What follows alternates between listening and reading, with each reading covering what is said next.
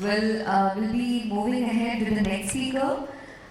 But before that, let me tell you the Zen Air Lucky Draw winner.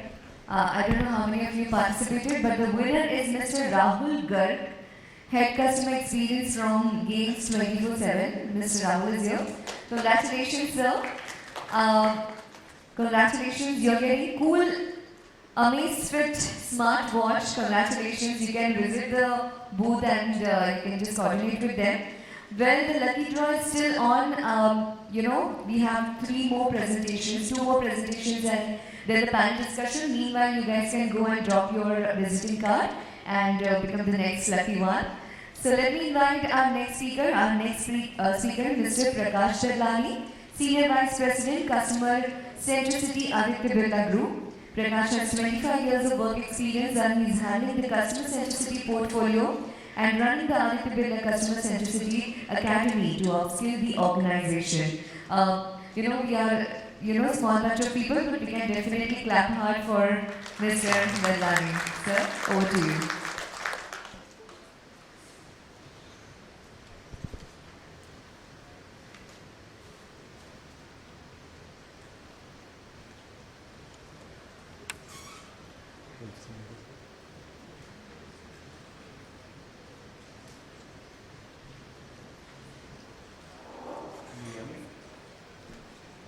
Thank you.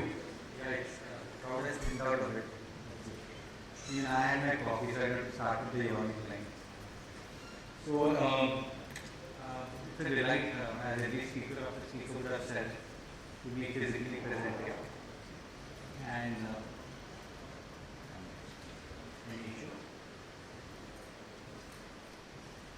so while they sorted out this journey at Aditya Birla Group has been about 5 years. Because my background had been earlier with 3M and with Casper, two very different companies, and also with a small extent of future group. So we're very fortunate to work all the time with customers. That's what our favorite slide is. Many people tell us that put employees, we said no, we don't want to lose focus. And that other argument also, when we say customer centricity, we mean the internal employees, we always say no, that's not the whole idea. So those two things are very important. Customer centricity is only about external customers, not about internal customers, and that defeats the purpose if you're going to look at internal customers. Okay, so why did we change as a group? Obviously, the demand, it's a demand-driven market, and customer excellence is something that we felt we could cause a differential. And this was after about 4.5 years, and certainly today, even in today's post-COVID area. We call it a culture, process, and also strategic stance. It was not something very soft like a culture. And as you see, going ahead, you see a lot of hardcore customer projects that we put in, which meant a lot of value for people. So we had 3 principles internally. We said solutions and experiences, not just products and services. The second one is interesting that Steve Jobs kept saying customers do not know what they want. What we feel, and I think he also meant the same, was listen and observe customers and you will come to know what they will need. It's not that they don't give you information, they gave it in a very different way. Lastly, and that's going to be a theme I'm going to talk about, is basically it's everybody's opportunity. It is not the sales and marketing, every single function can work on it. That's the principle we are talking about. So we call it the reimagined framework. This was used about 7 years back. I don't know, we didn't try, we couldn't patent it. Now it's become such a common word. So I actually wonder we should look at it. We look at it. And we used this picture came of one of the books I read about 7 or 8 years back. And actually my senior read about it. And we saw this picture and this immediately struck us as a symbol of what we meant in the organization. The reimagined logo was crafted actually from here, it's the same shape. So we say every customer, and this is common knowledge to all of you, every customer has a need, we explore solutions, he may purchase a solution, there will be an initial usage, then he will share the experience, either he's happy or not, and he comes back to you. So what we said, our goals were delivering significantly more and better solutions, customer-centric culture, and that's what the team is going to do. We actually put a dollar value to this. So as part of driving the culture, we took 3 areas. One is everyday customer delight solutions, something you could do very small ticket, but we involved everybody in it. Then we said much higher re-engineered process only, and last is big ticket. So across the company, we floated this three-leg approach so that it would help. So let me come to the last one, which is basically the customer immersion one. Now this interestingly is not new to any marketing organization.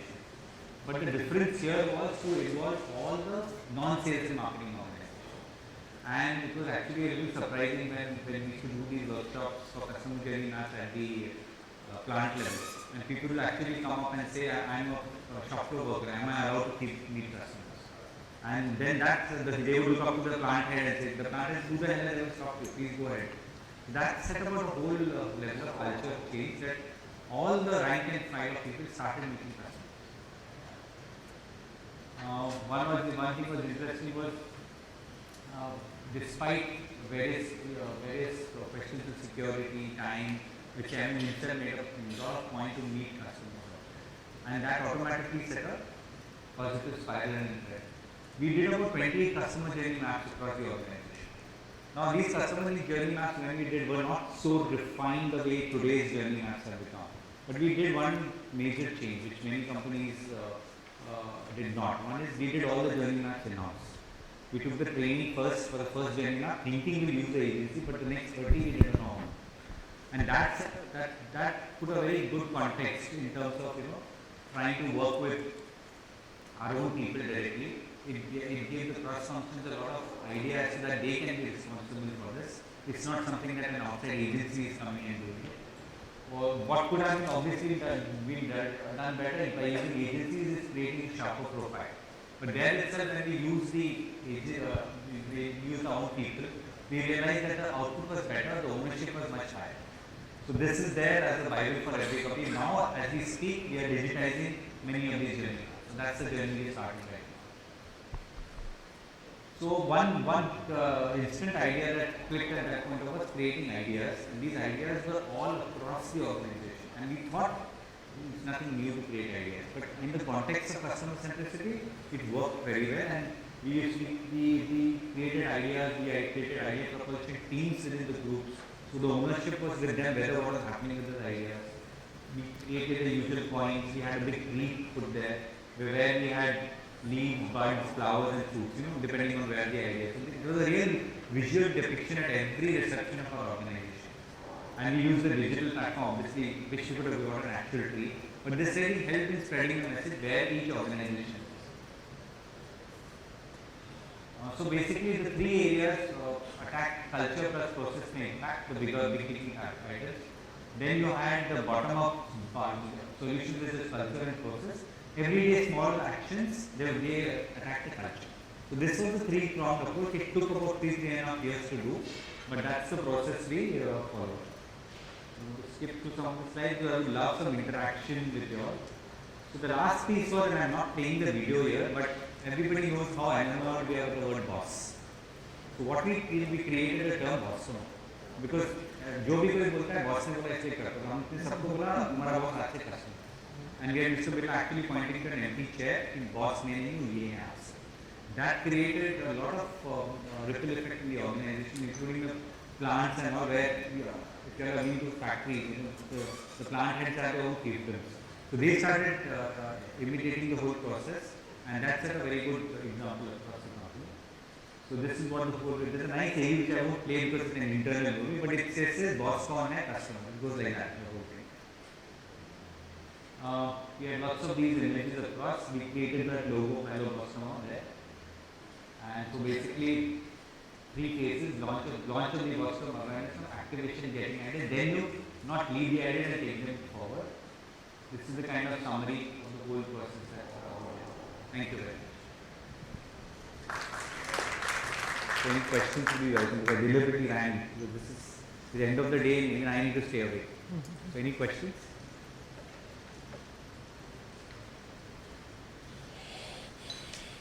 We can take some questions. We have time.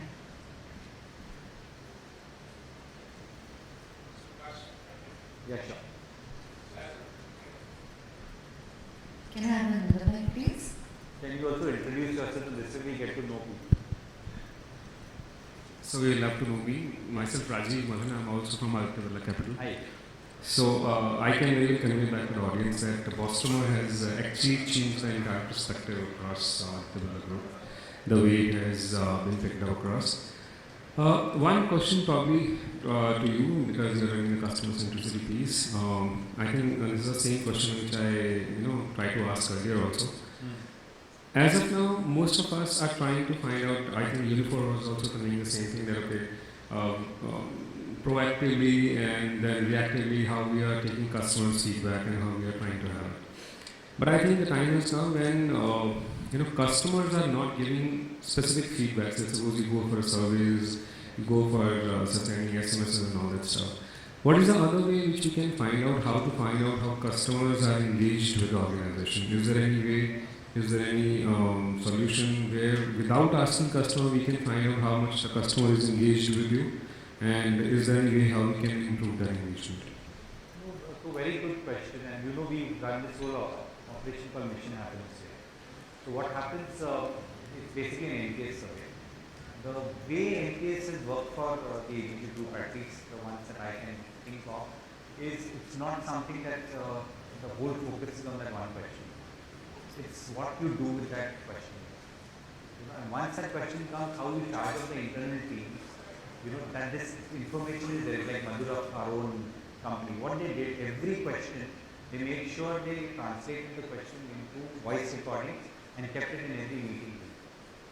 So at any point, customers could go and listen to the video, and that's what triggered them. Why does he say? What does he say? Then they would actually be able to go and contact that person directly if they want. So it is all coming back to what do we do with the data. So the moment customers start thinking, there's something coming back to me. Yeah, and then even a query, why did you say, what did you feel about it, that indicates it. In B2B customers, what has happened is like Ultratech car company, what they've done is they made sure they have what the next level is with the RNPS, relation NPS. Today morning, I was having a discussion with one of our businesses. When the senior management contacts happen, do you go back with your mission happens so? And if it doesn't happen so often, I said, why not? If you take that, we've heard this from your people, and here is the feedback across rank and file, and then that will go back into your senior level contact back to the company for B2B. Then they will feel, yeah, there is some value in doing this. The other thing is, and this fatigue is setting in, that's right. In B2B, it's even worse because the audience is limited. So being agile, we used to collect data with every cement truck that goes to come back and collect data. Then we changed it. We changed it to every third truck, every fourth truck. So being agile also to the customer. Because priming the customer in a B2B context is very important for service. Similarly, we have to think of ways of how we find the B2C customers to come back with feedback and be empowered and be willing to give feedback. See, as long as you give him something in return and acknowledge that some action has been taken, the flow will keep coming. The other thing is it's not like, what is the term we use in research, a destructible audience. It's not that once you're taking feedback, it's all dead. The universe in B2C is huge. So you keep getting feedback from different sources. As long as you're comfortable looking at data, giving back feedback, will keep coming back. Yeah. The other thing, I'm not that big an expert in social media, but the kind of comments you get in social media, if you're doing a very religious job of picking up nuances from there, whatever the medium, the common sense answer is look for it, react to it back, and thank the person back for whatever feedback. Will keep coming. So to give you an example, the typical question in my market research days was, how do you get somebody to fill a 30-minute question? Even in those days, it was make it engaging for them to sit across and have a chat. So that remains the same. I don't think you can keep, as somebody will say in the morning, he was saying, we had too much of the CX thing going around. What makes it happen? Principles remain the same. If the guy feels that he's being heard, he will happily come back to you with other feedback, but there will be newer sets of people who will come. That's what I would do. Yeah, I agree with you, but I think the other thing which probably all CX professionals need to work on is, one thing is for sure, social media is one piece to pick up. And the other piece is how the entire engagement a customer is, for example, we are sending SMS to a customer, we are sending email to a customer. Right. What is the call to action he is taking? Yes. what is the way out, how he is responding to all communication which are going on. Then probably we can find out the engagement level into that. So on that, I'll give you two examples. Just struck me now. HSBC about 15 years back, when my last two checks were there, it used to send me an automatic SMS or was it email? I don't remember. That only two checks are remaining. We are dispatching new checks. 15 years. Today what's happened is Citibank is doing an SMS to me when I just pay 300 rupees. Would you like to trade it off with your miles? And it's just one click. I didn't have to register anything. Automatically the 300 rupees again, of course I was surprised to go 1300 of my points. But it could do that. So you have to find different ways of engaging the customer with time. So that is, and it doesn't have to be always a service you're pushing. Try and solve the need for him. Your engagement will go. Finally somebody said, I think the guy from Reliance, how will you keep the guy happy? That's important. It doesn't have to be a push mail. It's something that you're solving some need of this. And I found these two instances that stuck to my mind very well. Maybe somebody else will find something else important. Thank you. Yeah. Is there a mic?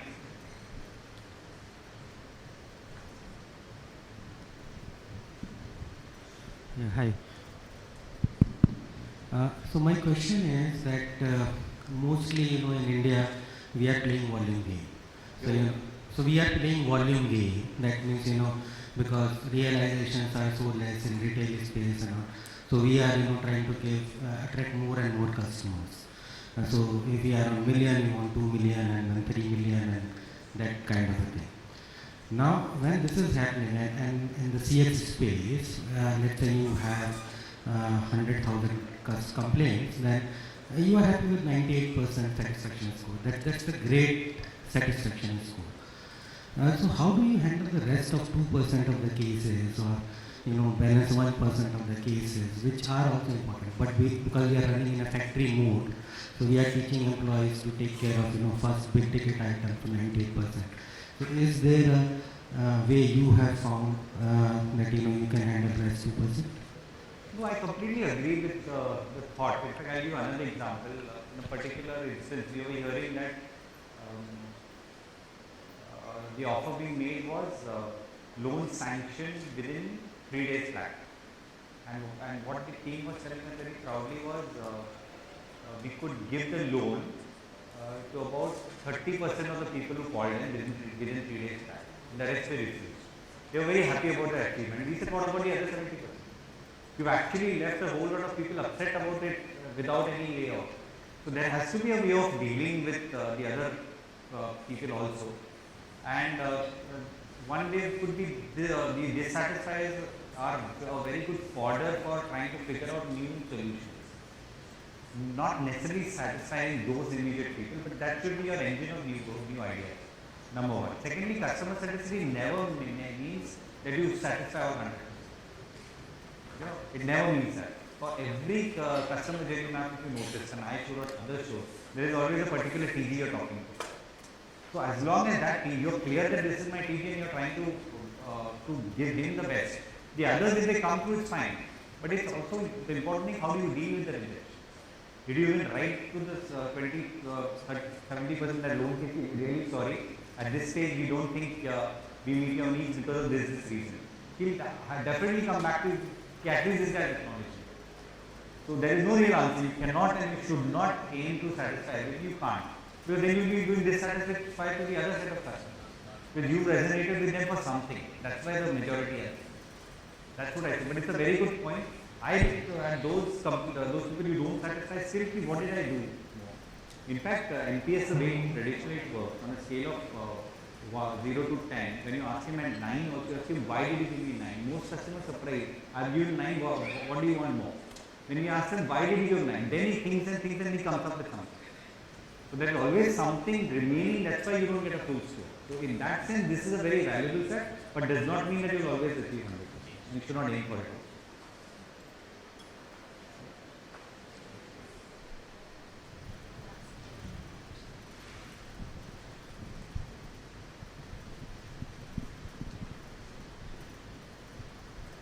Prakash, what was the success matrix of the campaign that you do share with us? What's the customer? Yeah, I wish I could say there was a quantifiable measure. We did put a number there, but we had a whole lot of projects which delivered, but I am not at liberty to say how much of the projects got done. But the fact of the matter is, we could see a very big shift in the language of people and across functions. Today, no longer is customer centricity only the fiefdom of sales and marketing people. The language has changed to the plants. There have been a whole lot of follow-up programs in which teams are going and meeting customers regularly across the organization. The other point is the fact that the function exists and thrives even after 7 years. So on one hand, I personally feel we should all be part of the individual companies now and not be a central function. However, the fact is it remains at the center for 7 years, and every year there is something new coming. Itself is a measure of success, but the only way to measure is have projects, monitor them regularly, have an output, and then see whether it's happening. That's how I would say. Second is the biggest one is the NPS score, which we've consistently used over the last 8 years. Those have consistently come up. In some cases they've come down, but the organization clearly appreciates that the score is not important. It is the what did you do with the score, and did you feed back what you did to the customer. So these softer elements are ingrained very well. I must give an instead of more retail when it is part of a group. So this is something we actually heard. We used to have a simple scale there, and it was a 5-point. You just say happy, not happy there. That was that version of NPS. So in one of the store clerks was being told by a boy, you please give me your phone number. I will give you a high rating. So promptly she replies, this score is not my rating, it's what your entire experience is. You are happy to give whatever rating you wish. So the fact that people are not scared of the number, which you've seen, like in other instances, like my car guy keeps saying, if I give, they tell you 7 is good, 8 is excellent, and 10 is very good. I said, if I want to give below what I don't know, please sir, don't give it. We will get sued if you give that score. So at least the fear of the number should not be there. And even in the organization, everybody asks us still, is 60% NPS a good score? And we are at pains to explain that it's nothing but a good score. So if you get too much hung up by the measures, it's a very scary thing. People will manipulate scores. So that is one thing you should stay away from, at least the first 3-4 years. Nobody should have the NPS score as a KRA. What actions came out, those can be as a KRA. That will help. Thank you so much, sir. May I invite Joseph, sir? Yes, please.